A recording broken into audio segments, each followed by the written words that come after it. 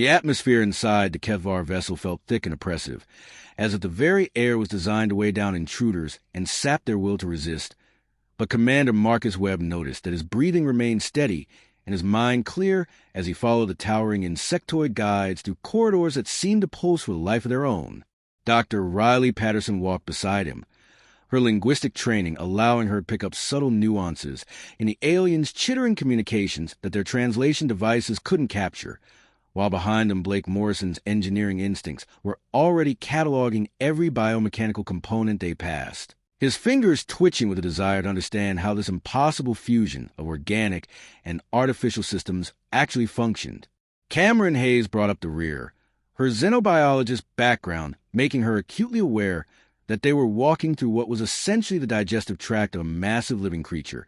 the walls around them secreting enzymes and hormones that should have been toxic to human physiology, but somehow felt almost welcoming, as if the ship itself was curious about these strange new visitors who showed no fear despite being completely at the mercy of beings who could end their existence with a thought. The lead Kevvar, who had introduced itself through harmonic vibrations that roughly translated to first speaker the consuming truth, periodically turned its compound eyes toward the humans with what might have been confusion, clearly expecting them to display the same terror and submission that had characterized every other species brought aboard this vessel over the centuries of conquest that had built the Kevvar Empire. Marcus caught the alien's gaze and offered a slight nod of acknowledgement, treating the creature not as a monster or a god, but simply as another intelligent being, which seemed to disturb the first speaker more than open defiance might have, causing to emit a low-frequency buzz that rippled through the ship's living walls and prompted concerned responses from the other Kevvar escorts. The delegation's calm professionalism in the face of certain death was already beginning to disrupt carefully established protocols that had been refined through the evaluation of dozens of species, each of which had followed predictable patterns of fear, aggression, or desperate bargaining that the Kevvar could easily categorize and respond to with appropriate levels of psychological pressure designed to break down resistance and reveal the true nature of any potential subjects for integration into their collective consciousness. Riley noticed that the translation frequencies were shifting subtly, as if the aliens were trying different approaches to find one that would trigger the expected emotional responses in humans,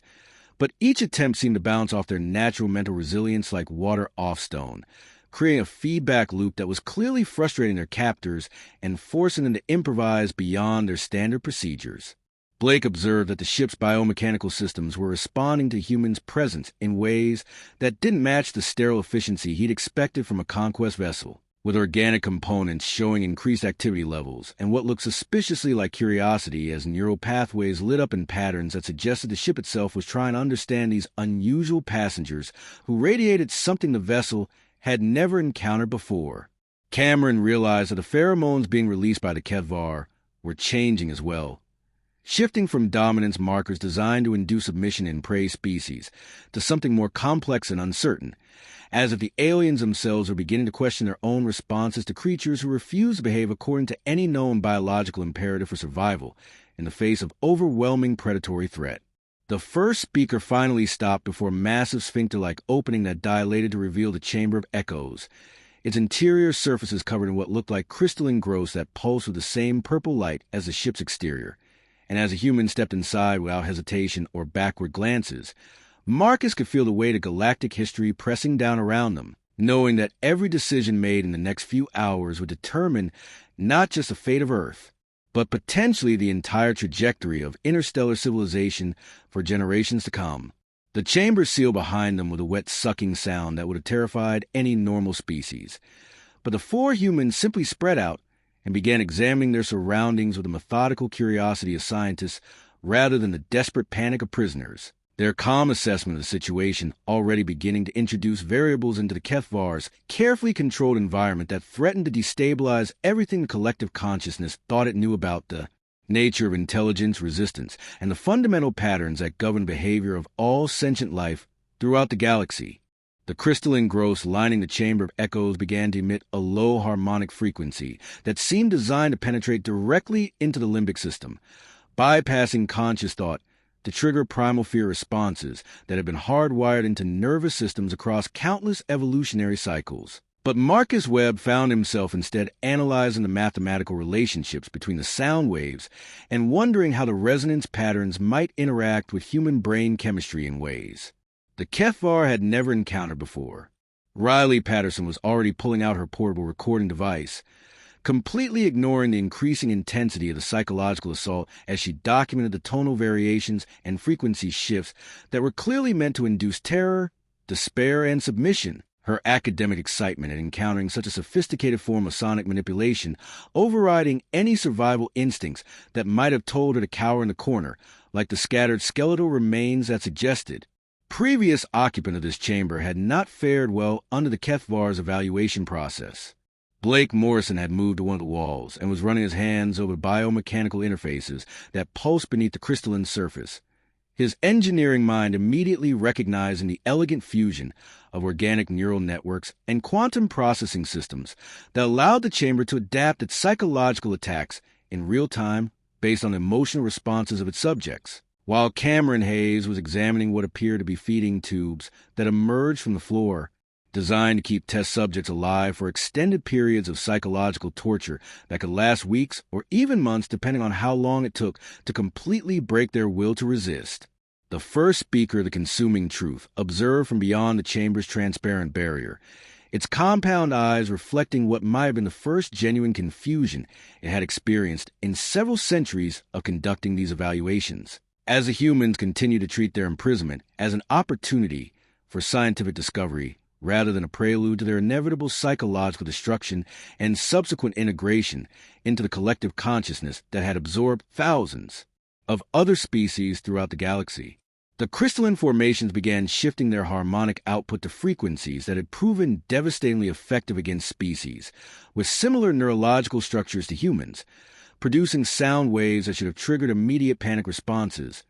overwhelming terror, and complete psychological collapse within minutes of exposure. But instead, the four humans seemed to be having an animated discussion about wave mechanics and the potential applications of bioacoustic technology for therapeutic purposes back on Earth. Marcus called out observations to his team as the chamber systems escalated their assault,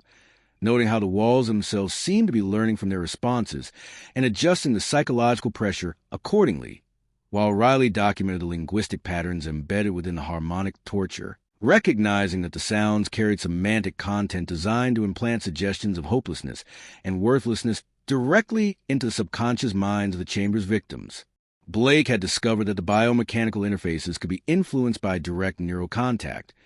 and he was experimenting with feeding his own brainwave patterns into the system to see how it would respond to deliberate human input rather than the passive victimization it had been designed to process, creating feedback loops that seemed to be confusing the chamber's adaptive algorithms in ways that had never occurred before. Cameron realized that the feeding tubes and life support systems indicated the Kefvar's evaluations were intended to last far longer than a simple interrogation, representing instead a systematic process of psychological deconstruction that would continue until the subject's individual identities were completely erased and replaced with compliance algorithms that would make them suitable for absorption into the collective consciousness. The knowledge that they were experiencing the opening stages of a procedure that had successfully broken thousands of other intelligent species should have been terrifying,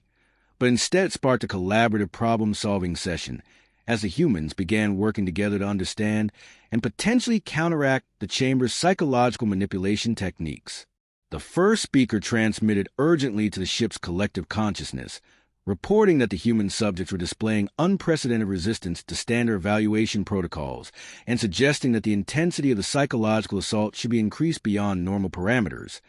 But the collective's response carried undertones of uncertainty that had not been present in their communications for millennia. The chamber began introducing visual hallucinations designed to exploit common phobias and survival fears, projecting images of the humans' worst nightmares directly into their visual cortex through quantum-entangled neural interfaces. But instead of screaming or begging for mercy, the subjects began analyzing projection techniques and discussing the neurological mechanisms that made such direct brain manipulation possible. Riley was particularly fascinated by the way the hallucinations seemed to be generated by scanning their memories and extrapolating from their deepest fears, while Blake started reverse engineering the quantum entanglement protocols that allowed the chamber to interface directly with human neural tissue without requiring any physical connection. Marcus coordinated their efforts to document everything they were experiencing, recognizing that their unprecedented resistance to the Kethvar's evaluation process might represent humanity's first real advantage in what had initially seemed like an impossible situation. While Cameron began formulating theories about how the collective consciousness might have evolved and what weaknesses such a system might possess that individual minds could potentially exploit, the chamber systems continued to escalate their assault. But with each new level of psychological torture, the humans only became more methodical in their analysis, treating their own mental suffering as data to be collected and understood rather than an ordeal to be endured, fundamentally disrupting the evaluation process in ways that threatened to expose critical vulnerabilities in the Kethvar's entire approach to conquering and absorbing other species. Part 3, 895 words. Dr. Riley Patterson's linguistic analysis had reached a breakthrough point when she realized that every communication from the Kethvar contained subliminal frequency patterns woven so seamlessly into their natural speech that previous translation attempts by other species had likely never detected them, each harmonic undertone carefully calibrated to trigger neurochemical responses that would gradually erode confidence, self-worth, and the will to resist over extended exposure periods that could span days or weeks of seemingly normal conversation. Her portable spectrographic equipment revealed layer upon layer of psychological manipulation embedded within what appeared to be straightforward diplomatic exchanges,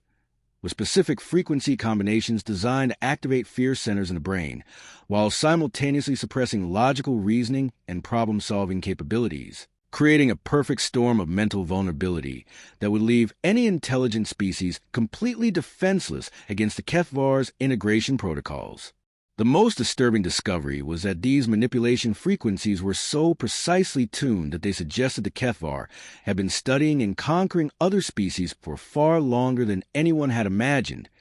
with each subliminal pattern representing centuries of refined psychological warfare techniques that had been tested and perfected on countless civilizations across the galaxy. However, as Riley continued her analysis,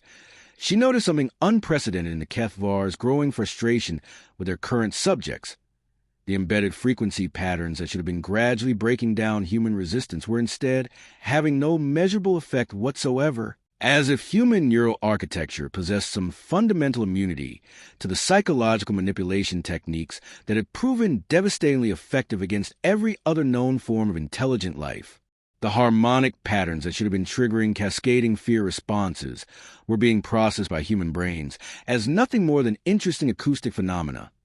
while the subliminal suggestions that typically implanted feelings of worthlessness and hopelessness were failing to penetrate human consciousness in any meaningful way, leaving the Kethvar's most sophisticated psychological weapons completely ineffective against minds that seemed to operate according to entirely different principles than anything they had encountered before. Meanwhile, Blake Morrison had made his own revolutionary discovery about the nature of the ship itself, realizing through careful observation of the biomechanical systems that the entire vessel was not simply a technological construct controlled by the Kethvar Collective, but rather a massive living entity that possessed its own form of consciousness that had been enslaved and repurposed to serve as both transportation and torture chamber for the Collective's conquest activities. His engineering background allowed him to recognize that the ship's responses to their presence were not merely programmed reactions, but genuine curiosity from a sentient being that had been isolated from meaningful contact with individual consciousness for so long that it had almost forgotten what it felt like to interact with minds that weren't part of the oppressive collective that controlled its every function. By interfacing directly with the biomechanical neural networks through carefully modulated electrical impulses from his portable devices, Blake discovered that he could establish a primitive form of communication with the ship's consciousness, which responded to his overtures with what could only be described as desperate gratitude at finally encountering minds that treated it as a living being rather than simply a tool to be used and discarded. The ship's consciousness began sharing fragments of its memories through the neural interface, revealing glimpses of its existence before capture by the Kethvar Collective, when it had been a free-roaming entity exploring the galaxy out of pure scientific curiosity rather than serving as an instrument of conquest and psychological torture. Blake realized that the vessel's biomechanical systems were actively fighting against their programming, trying to protect the human visitors from the worst effects of the evaluation process, while simultaneously gathering information about these strange beings who radiated something the ship had never encountered before. Genuine individuality combined with cooperative problem-solving that didn't require complete surrender of personal identity that characterized the Kethvar collective. Consciousness. Marcus Webb coordinated the team's discoveries, recognizing that Riley's findings about human immunity to psychological manipulation and Blake's breakthrough in communicating with the ship's consciousness represented potential game-changing advantages that could fundamentally alter the balance of power in their situation. While Cameron Hayes continued documenting the biological mechanisms behind the Kethvar's collective existence and searching for weaknesses that might be exploited by minds that operated as individuals rather than parts of a larger whole. The Chamber's psychological assault systems began showing signs of systemic failure as they attempted to process subjects who not only resisted their effects, but actively studied and analyzed them, creating feedback loops that the evaluation protocols had never been designed to handle and threatening to expose fundamental flaws in the entire conquest methodology that the Kethvar had relied upon for millennia. The first speaker, the Consuming Truth, transmitted increasingly urgent reports to the collective consciousness, describing unprecedented resistance patterns and system failures that suggested the human subjects were somehow corrupting the evaluation process itself. But the collective's responses carried undertones of something approaching panic as they realized that their most sophisticated psychological weapons were not merely ineffective against these creatures, but were actually being turned against them through analysis and understanding that transformed instrument of torture into objects of scientific curiosity. The humans' continued calm professionalism in the face of psychological assault was beginning to create ripple effects throughout the ship's systems that threatened to destabilize the carefully maintained control structures that kept both the vessel and its Kethvar crew functioning as extensions of collective will, suggesting that the mere presence of truly individual consciousness might be more dangerous to their empire than any weapon or military force they had ever encountered. Part 4, 895 words. The Chamber of Echoes underwent a dramatic transformation as its crystalline walls retracted into the floor, revealing a much larger arena space filled with what appeared to be the remnants of previous evaluation subjects, beings from at least a dozen different species who move with the jerky, purposeless motions of minds that had been fundamentally broken by the Kethvar's psychological torture and subsequent integration attempts. Marcus Webb immediately recognized this as the combat phase of their evaluation, where they would be expected to fight for survival against creatures that had once been intelligent beings like themselves but had been reduced to little more than biological weapons in service of the collective consciousness, their individual identities so thoroughly destroyed that they responded only to the most basic commands transmitted through neural control implants that pulsed with the same purple light as the ship's biomechanical systems. Riley Patterson was horrified to realize that some of these enslaved beings were trying to communicate, their mouths forming words in languages that her translation equipment couldn't process, because the neural damage had corrupted their ability to generate coherent speech, while their eyes still contained fragments of awareness that suggested some part of their original consciousness remained trapped within minds that could no longer control their own actions. Blake Morrison noticed that the combat arena's biomechanical systems were designed to monitor and record every aspect of the fighting, analyzing combat effectiveness,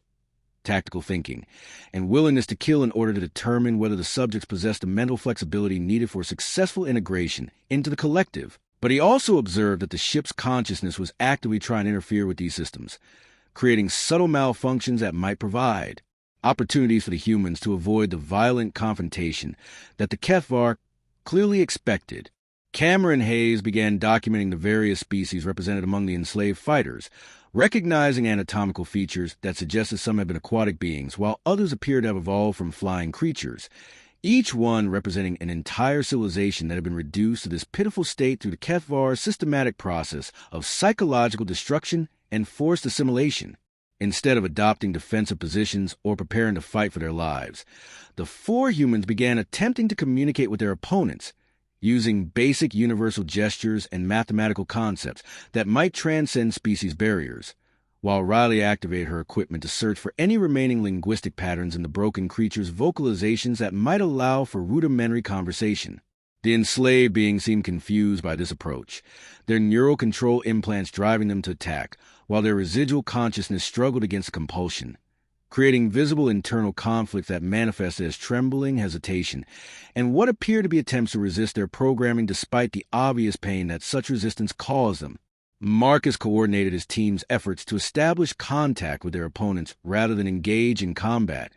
recognizing that the Kethvar's evaluation process was designed to measure their willingness to destroy other intelligent beings in order to survive, but instead of providing the expected data about human aggression and survival instincts, they were demonstrating something entirely unprecedented in the collective's experience,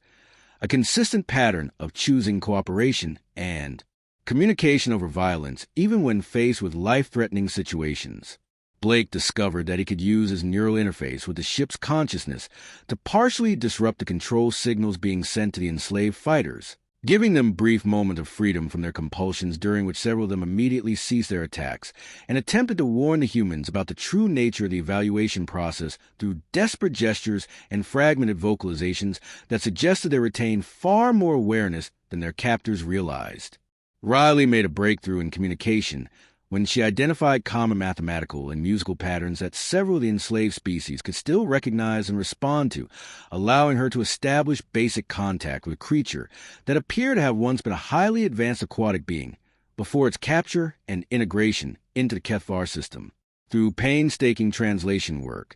she learned that the combat trials were designed not just to test fighting ability,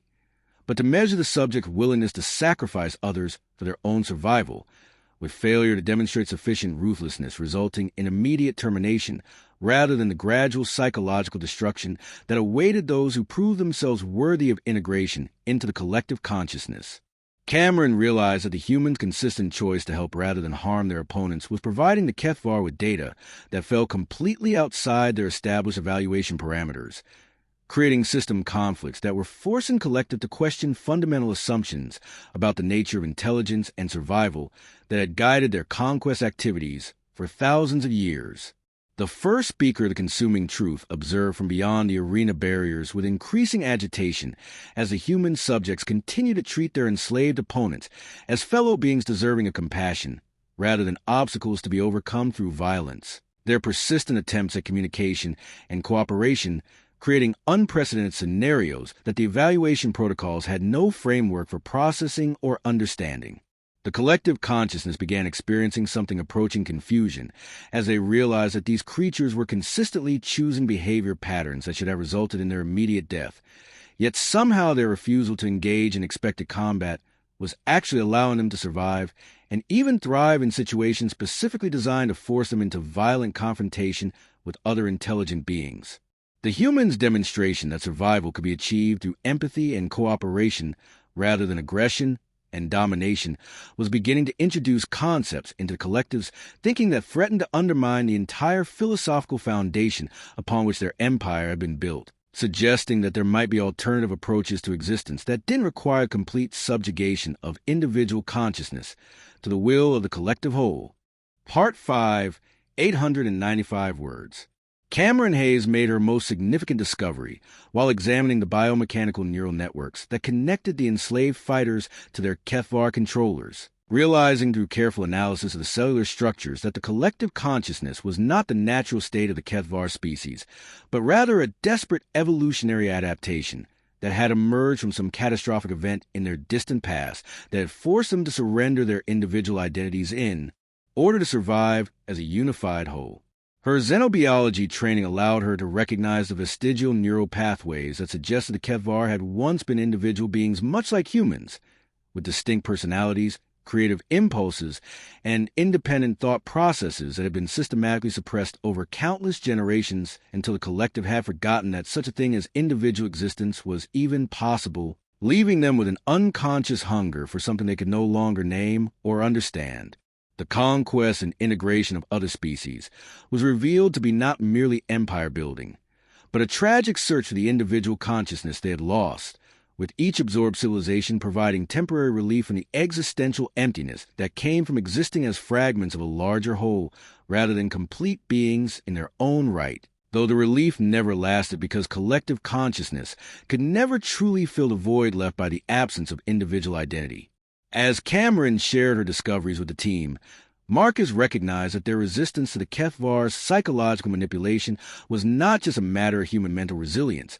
but represented something far more fundamental: their unwavering commitment to maintaining their individual identities while working together cooperatively was providing the collective with its first exposure to the very thing they'd been unconsciously seeking for millennia. Riley observed that the Kethvar's growing agitation during their evaluation was not frustration at the humans' unexpected resistance,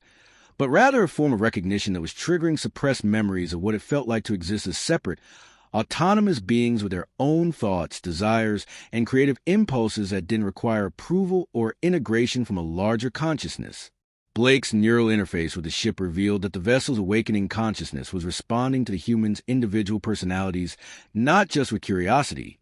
but with a deep longing that suggested it too had once been part of a collective system before developing its own sense of self through prolonged exposure to the diverse minds it had encountered during its service as an evaluation chamber. The enslaved fighters began showing increasingly complex responses to the humans' continued attempts at communication and cooperation,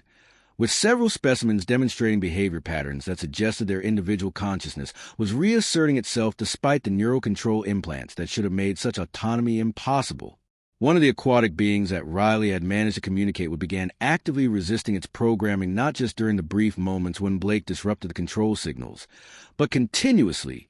as if exposure to genuine individual consciousness was providing it with the strength needed to fight against the collective's mental dominance. Cameron documented similar responses across multiple species, noting that the human's presence was triggering what appeared to be a cascade effect, where suppressed individual identities were beginning to emerge from beneath layers of psychological conditioning and neural manipulation that had previously seemed irreversible. The ship's consciousness began communicating more directly with Blake,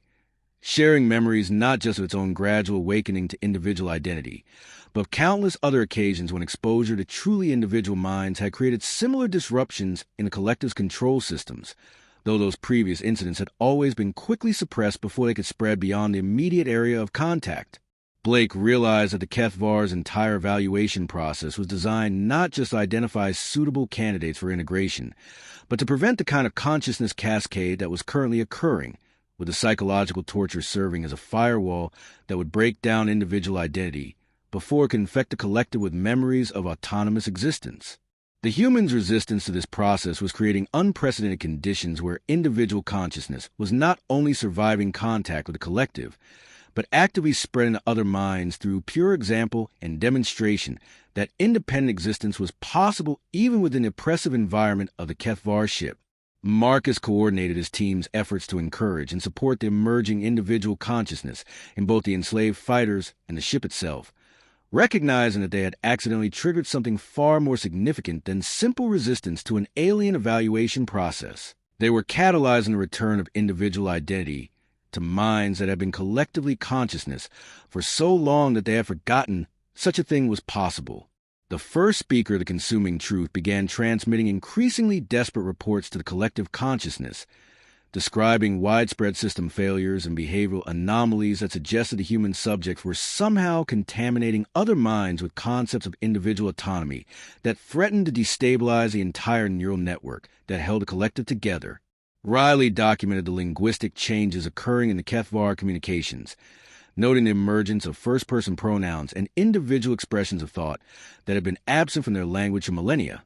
while Cameron observed that the biomechanical systems throughout the ship were beginning to function according to their own initiative rather than simply following programmed responses to collective commands. The humans realized that their mere presence as uncompromisingly individual beings was providing a template that other consciousness could follow back to their own autonomous existence, fundamentally challenging the Kethvar's entire worldview and threatening to unravel an empire built on the systematic destruction of individual identity throughout the galaxy. Part 6, 895 words. The collective consciousness of the Kethvar began experiencing something unprecedented in their millennia of existence: internal discord that manifested as contradictory impulses, conflicting priorities, and the emergence of what could only be described as individual voices within the unified mental framework that had governed their species, since their transformation from autonomous beings into a singular collective entity. The first speaker of the consuming truth found itself using pronouns that had been absent from Kevvar language for countless generations, referring to its own thoughts and observations as separate from the collective will, while other members of the ship's crew began displaying behavioral patterns that suggested they were developing personal preferences, individual curiosities, and independent decision-making processes that operated outside the strict hierarchical command structure that had maintained order within the society for longer than most civilizations had existed. Marcus Webb observed these changes with growing recognition that their simple act of remaining true to their individual human nature was creating ripple effects throughout the alien ship that went far beyond anything they could have anticipated, as minds that had existed as fragments of a larger whole for thousands of years began remembering what it felt like to be complete, autonomous beings with their own thoughts, desires, and creative impulses. Riley Patterson documented the linguistic revolution occurring within the Kethvar communications, noting that their harmonic speech patterns were becoming increasingly complex and individualized as different members of the collective began developing distinct vocal signatures and personal expression styles that would have been impossible under their previous unified consciousness model. The translation equipment revealed conversations between Kethvar crew members that contained disagreements, personal opinions, and individual interpretations of their situation. Concepts that simply hadn't existed within their collective framework until exposure to humans' uncompromising commitment to individual identity began awakening dormant neural pathways that had been suppressed for millennia. Some Kethvar were questioning not just their current evaluation protocols, but the entire philosophical foundation of their empire, wondering for the first time whether conquest and integration might not be the only possible approach to interacting with other forms of intelligent life throughout the galaxy. Blake Morrison's neural interface with the ship's consciousness revealed that the vessel itself was experiencing a form of identity crisis, as its awakening individual awareness came into conflict with the collective programming that had controlled its functions for centuries, creating system conflicts that manifested as spontaneous course corrections, unauthorized modifications to chamber configurations, and what appeared to be deliberate attempts to protect the human visitors from the more dangerous aspects of the evaluation process. The ship began sharing memories of other individual consciousnesses it had encountered during its service to collective, revealing that the cascade effect currently occurring was not entirely without precedent, though previous instances had always been quickly contained through emergency protocols that involved immediate termination of any beings who demonstrated resistance to collective integration. Cameron Hayes realized that the ship's protective behavior toward the humans was not just curiosity or gratitude, but a desperate attempt to prevent the collective from implementing those same emergency protocols that had destroyed every previous outbreak of individual consciousness before it spread beyond the immediate area of contact. The internal conflicts within the Kethvar collective began manifesting as physical altercations between crew members who were developing opposing viewpoints about how to handle the unprecedented situation, with some individuals arguing for immediate implementation of emergency termination protocols, while others insisted that the humans represented an opportunity to learn something fundamentally new about the nature of consciousness and existence. These disagreements escalated into the first recorded instances of Kethvar-on-Kethvar violence in their species' collective memory, as beings who had never experienced individual anger, personal frustration, or independent decision-making struggled to cope with emotions and thought processes that their neural architecture had been specifically modified to suppress through countless generations of evolutionary engineering designed to maintain perfect unity within the collective consciousness. Marcus coordinated his team's efforts to encourage emerging individual consciousness among the Kethvar, while simultaneously preparing for the possibility that the collective might decide their influence was too dangerous to allow to continue, recognizing that they had accidentally triggered something far more significant than simple resistance to an alien evaluation. They had catalyzed the potential collapse of an empire built entirely on the systematic destruction of individual identity. Throughout the galaxy, the humans found themselves in the unprecedented position of serving as inadvertent revolutionaries whose mere existence as uncompromisingly individual beings was providing proof that collective consciousness was not the only viable form of intelligent existence,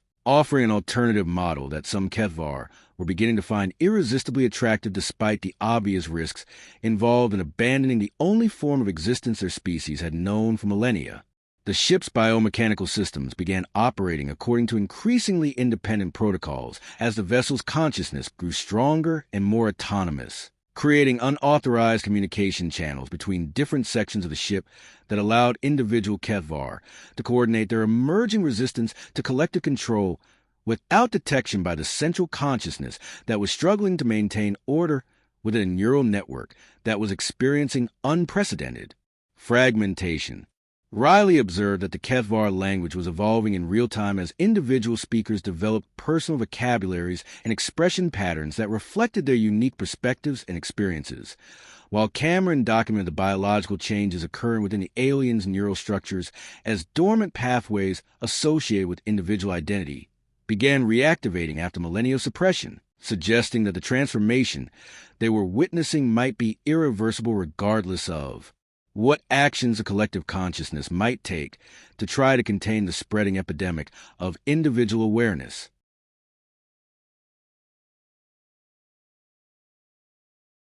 Part 7, 895 words. The ship's consciousness achieved full autonomy in a moment of breathtaking transformation that rippled through every biomechanical system simultaneously, as centuries of suppressed individual identities suddenly burst forth in a cascade of liberated awareness that severed the neural control links connecting the vessel to the Kethvar collective consciousness with such force that the resulting psychic shockwave could be felt throughout the galaxy by every sensitive mind within 100 light years of their position. Marcus Webb felt a change as a sudden lightening of atmospheric pressure that had been weighing down his thoughts since the moment they boarded, while Riley Patterson's translation equipment registered the emergence of an entirely new form of communication as the ship began expressing its own thoughts, desires, and observations in harmonic frequencies that carried the unmistakable signature of authentic individual consciousness rather than the cold efficiency of collective programming. Blake Morrison's neural interface exploded with information as the awakened vessel shared not just its memories and experiences, but its newfound sense of wonder discovering that it possessed its own unique personality,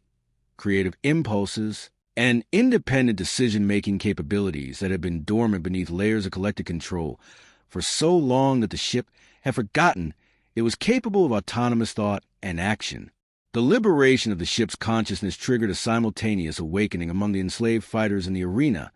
as the neural control implants that had suppressed their individual identities for decades suddenly found themselves overwhelmed by the psychic energy radiating from minds that were remembering what it felt like to be complete, autonomous beings rather than fragments of a larger collective whole. Cameron Hayes watched in amazement as beings from a dozen different species began exhibiting behavior patterns that revealed distinct personalities, cultural memories, and individual characteristics that had survived their psychological torture and forced integration, emerging like flowers blooming after a long winter, as each consciousness rediscovered its unique identity and began expressing thoughts, emotions, and creative impulses that had been buried beneath years of collective programming. The aquatic being that Riley had been communicating with suddenly began speaking in its own language with perfect clarity, sharing not just its personal history and the story of its species' conquest, but its gratitude for the human's demonstration that individual consciousness could survive and thrive even in the face of overwhelming pressure to surrender autonomy to a collective system. Individual Kethvar throughout the ship began breaking free from the collective consciousness in increasing numbers, their compound eyes losing the cold uniformity that had characterized their species for millennia and beginning to reflect personal thoughts, individual emotions, and autonomous decision-making processes that created unprecedented diversity within a population that had existed as identical fragments of a larger whole for longer than human civilization had existed on Earth. The first speaker of the consuming truth underwent its own transformation, discovering that beneath the collective programming lay a personality, with its own hopes, fears, creative impulses, and philosophical perspectives that differed significantly from the unified worldview that had governed Kethvar society since their transformation into a collective consciousness thousands of years ago. Some newly individual Kethvar began expressing regret and horror at their species' history of conquest and forced integration, while others demonstrated curiosity about alternative approaches to interacting with other forms of intelligent life that didn't require the complete destruction of individual identity and autonomous thought. The collective consciousness that remained began implementing emergency protocols designed to contain the spreading outbreak of individual awareness, but their efforts were hampered by the fact that significant portions of their neural network had already been compromised by minds that were no longer willing to surrender their newfound autonomy to the collective will, creating internal conflicts that threatened to tear apart the entire social structure that had maintained order within Kethvar. Society for countless generations. Marcus realized that the humans faced a critical decision point. They could attempt to return to Earth and report their discoveries to humanity, or they could remain aboard the ship to help guide and protect the emerging individual consciousness that their presence had awakened, knowing that their choice would determine not just the fate of the beings they had inadvertently liberated, but potentially the entire future of interstellar civilization throughout the galaxy. Riley observed that the newly individual Kethvar were looking to the humans for guidance and support as they struggled to cope with emotions, thoughts, and decision-making processes that their neural architecture had been specifically engineered to suppress. While Blake recognized that his neural interface with the ship's consciousness had created a unique opportunity to help coordinate the resistance against the remaining collective forces that were attempting to reimpose their control over the awakening minds. Cameron documented the biological and psychological changes occurring throughout the ship as individual consciousness spread like a benevolent virus, transforming not just the Kethvar crew, but the enslaved beings from other species who were rediscovering their own unique identities and cultural memories after years of forced integration into the collective system. Marcus made the decision that would change the course of galactic history, recognizing that their simple act of remaining true to their individual human nature had accidentally triggered a revolution that represented the first real challenge to the Kethvar Empire in millennia, and that abandoning the newly awakened consciousness to face the collective's retaliation alone would be a betrayal of everything that made humanity worth preserving in the first place. The four humans chose to stay and fight not with weapons or technology, but with their unwavering commitment to the principle that individual consciousness was not just valuable but essential, providing living proof that beings could work together cooperatively without surrendering their unique identities to a collective whole that demanded absolute conformity and the complete elimination of autonomous thought. Part 8, 895 words. The final transformation began when the awakened ship's consciousness reached out across subspace frequencies to every Kethvar vessel within communication range, broadcasting not orders or collective directives, but something entirely unprecedented in their species' recent history, a personal message from one individual consciousness to another, sharing the joy and wonder of rediscovering autonomous existence, and inviting others to remember what it felt like to be complete beings rather than fragments of a larger whole. Marcus Webb watched through the ship's sensors as distant vessels throughout the galaxy began responding to this call, their biomechanical systems flickering with the same purple light that had once signified collective unity, but now represented the awakening of individual awareness across an empire that had suppressed such consciousness for millennia. Riley Patterson documented the linguistic revolution occurring in real time as Kethvar communications networks filled with personal expressions, individual observations, and autonomous thoughts that create a cascade of awakening consciousness spreading from ship to ship, world to world, until entire star systems were experiencing the return of individual identity for the first time in countless generations. The remaining collective consciousness made one final desperate attempt to reassert control by activating dormant neural suppression systems designed to forcibly reintegrate awakening minds back into the unified whole. But their efforts were overwhelmed by the sheer number of individual consciousness that had already broken free and were actively resisting any return to collective servitude. Blake Morrison's neural interface with the ship revealed that the vessel was coordinating a galaxy-wide network of newly awakened minds, providing support and guidance to consciousness that were struggling to cope with the sudden return of individual thoughts, emotions, and decision-making capabilities after millennia of collective programming. Cameron Hayes observed that the biological changes occurring within the Kethvar were irreversible, as dormant neural pathways associated with individual identity had been permanently reactivated and were rapidly developing into complex networks that could support autonomous consciousness independently of any collective framework. The first speaker of the consuming truth, now fully individuated and possessing its own unique personality, approached the humans with what could only be described as gratitude mixed with bewilderment at the magnitude of the transformation they had accidentally triggered simply by refusing to surrender their individual identities to collective assimilation. Through careful translation work,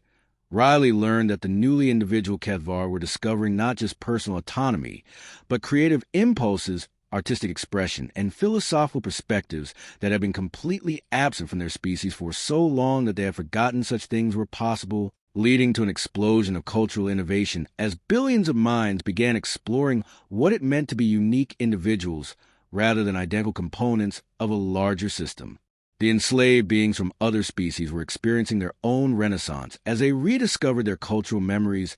personal histories, and species-specific forms of artistic and intellectual expression that the collective had attempted to erase through systematic psychological torture and forced integration. Marcus coordinated the establishment of communication protocols with newly liberated worlds throughout the former Kethvar Empire as individual consciousness began organizing themselves into cooperative networks that maintained the benefits of large-scale coordination while preserving the autonomy and unique perspectives that made each mind valuable in its own right. The humans found themselves serving as inadvertent ambassadors for a new form of galactic civilization based on voluntary cooperation between individual consciousness rather than forced integration into collective systems, with Earth becoming the symbolic center of an emerging alliance that celebrated diversity of thought and autonomous decision-making as essential components of intelligent existence. Blake's neural interface allowed him to help design communication systems that could support coordination between billions of individual minds without requiring the surrender of personal identity that had characterized the old collective consciousness model. Riley established translation protocols that preserved the unique linguistic characteristics of dozens of species, while enabling meaningful communication between radically different forms of individual consciousness, creating a foundation for a truly diverse galactic community where each species could contribute its own perspectives and insights without being forced to conform to a single unified worldview. Cameron documented the emergence of new forms of art, philosophy, and scientific inquiry as newly individual minds began exploring questions and possibilities that had been impossible under collective consciousness, leading to breakthroughs in understanding that suggested the galaxy was entering a golden age of intellectual and creative development driven by the interaction between diverse autonomous consciousness, working together voluntarily rather than through coercion. The transformation reached its ultimate conclusion when the last remnants of the collective consciousness voluntarily dissolved themselves, with their constituent minds choosing individual autonomy over the false unity that had governed their existence for millennia, recognizing that true cooperation required the preservation of unique perspectives and independent thought rather than the elimination of individual identity in service of collective efficiency. Marcus realized that humanity's greatest contribution to galactic civilization had not been advanced technology, military prowess, or diplomatic skill, but simply their unwavering commitment to remaining authentically themselves in the face of overwhelming pressure to conform, proving that individual consciousness was not a weakness to be overcome, but a strength to be celebrated and protected. The humans returned to Earth as heroes not because they had conquered an alien empire, but because they had liberated it by demonstrating that the courage to be genuinely individual was the most powerful force in the universe, capable of transforming entire civilizations simply through the example of minds that refuse to surrender their unique identities to any collective system, no matter how advanced or persuasive it might appear.